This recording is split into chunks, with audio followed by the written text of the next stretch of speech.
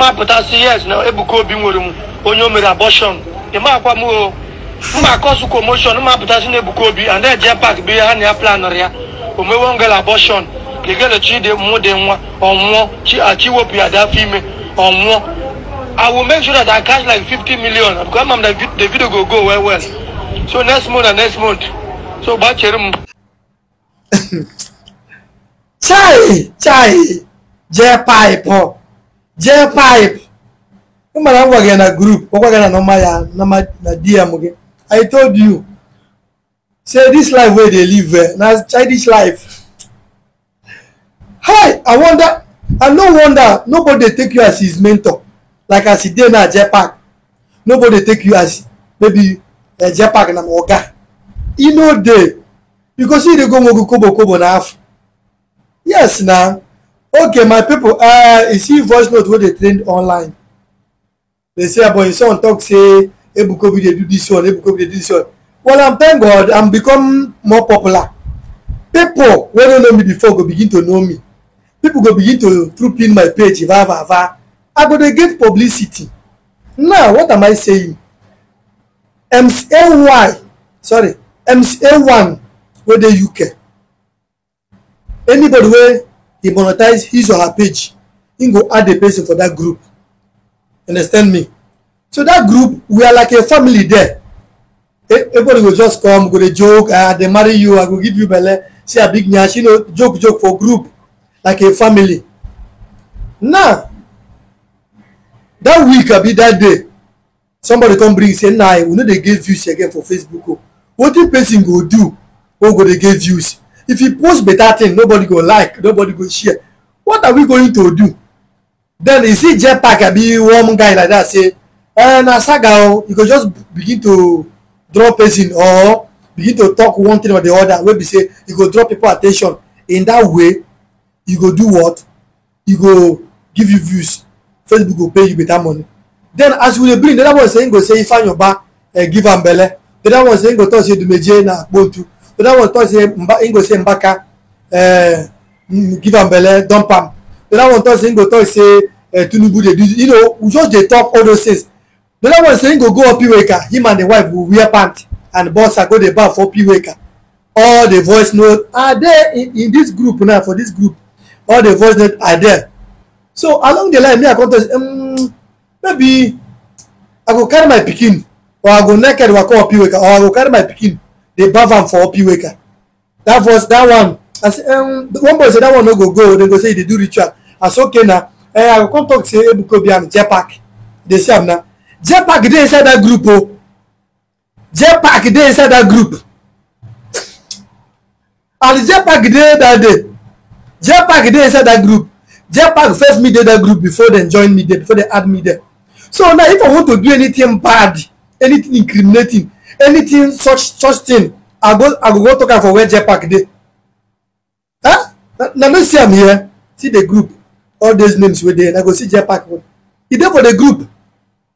And last year, now they do damage control. I don't talk am before say now people where they follow Ebuka Obi. Now them they make people they insult Ebuka Obi. I don't talk am before for all my previous videos. Yes, like this video where J-Pack and the governor they call that man, they ask him, did anybody pay you to come Zion?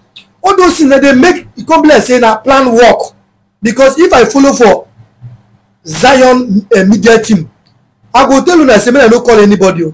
No, when I leave him, when I don't call that man, leave him, make him go away, make him just go like that. But I don't know, I just call and they ask some question, The video no trend. How many views you get there, J-Pack? How many share? You no trend. The second one, I blast in 4,000 views, 5,000 views after many hours. So now go arrest Attire. I don't come back. Now my place I there for Ebonyi State, my own place. Fomwe Road, near government, old government house. When I come arrest me, if I reach there, when I ask anybody where be Abôrtion house, he go show you. When I come home, but now go arrest Attire. Who no get make it arrest, now go Attire. After all, you go shoot me since in my life I never go sell. You go shoot me say Ebuka Obi every headline. People when they post me before go begin to post me. Abôrtion was arrested by Ebuka Obi. Abôrtion was arrested by Zion team. Or Abôrtion was arrested by his brother Zion. Do you know one funny thing? After I go visit Matthias Isiagu for hospital, JPAC carry that voice note go send Zion. JPAC carry the voice note go from that group go send Zion. 2 months ago, that voice note last year.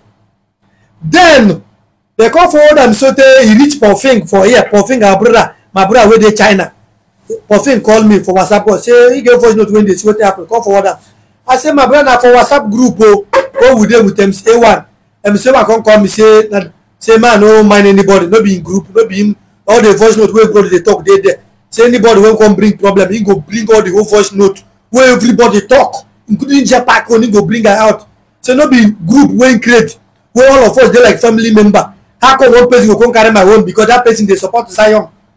Because in they support Zion, so that Zion go give her money. That's why they call they play am now because of this padlock man. Make they talk, make people talk say yes, so that's why they blackmail their papa. That's why they blackmail their prophet.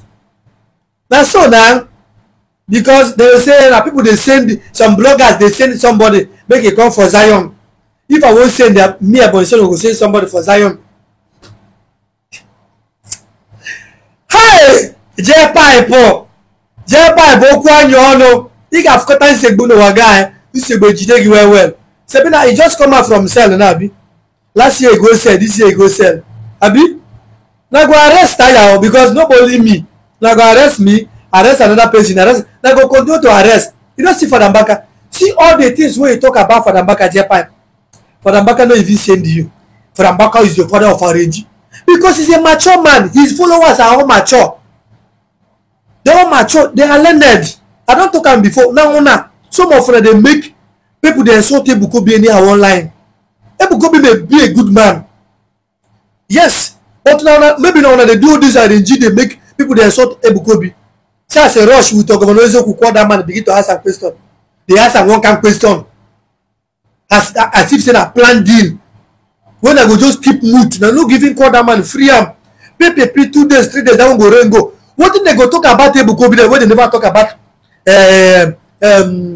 Father Mbaka, Odumeje, Apostle Suleiman? Many of them, Papa J, TB Joshua, many of them, but they never arrest anybody. Do you know the funny part of it? JPAC can't send me a Zion number. When Pofing call me, and then why call me say man no mind us. Maybe that's what they talk for inside group. Say man no mind them. Now JPAC, I can't tell JPAC say, oh I don't know. If they do not mean they give you better money for Zion, then what would they talk for the group here? You can't go send for Zion, so they will give you more money. If they try well, right down. JPAC can't carry a Zion number send me. Say call up a number. I can't tell you what they call a for. Why we go call a? I know they owe me, they owe me. Then if they do me, the reason why JPAC carry that voice note go send be say so that I go stop to post anything. I have the voice note of where Akazawa they say Omenala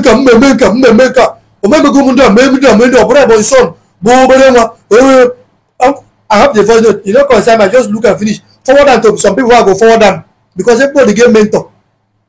JPAC get your own contact, I get my own contact. I forward them for them. All those voice notes, I forward them all. So people will be saying I'm my own mentor, my own contact, in case of necessity. You see them now. So when I ride on, and they make me more popular. People who don't know me now go begin to know me. People when they post me now go begin to post me. But JPAC, if what would they talk for group last year? Now you go, you bring out. So they go say yes. So that's so then they take the destroy our papa. That's so they take blackmail our papa. And there Ebonyi State, come to Ebonyi State. Once you enter Ebonyi State, say Owe Road, near Old Government House. People go show you my house. You come about one of there. Everybody go carry the news. I go there popular. Maybe I go stay 1 month today. I go come out, or 2 months, or 1 week, or 2 weeks. I go come out. That's all life be. Then I go go get more followers. Join the war again. But I go arrest Attire.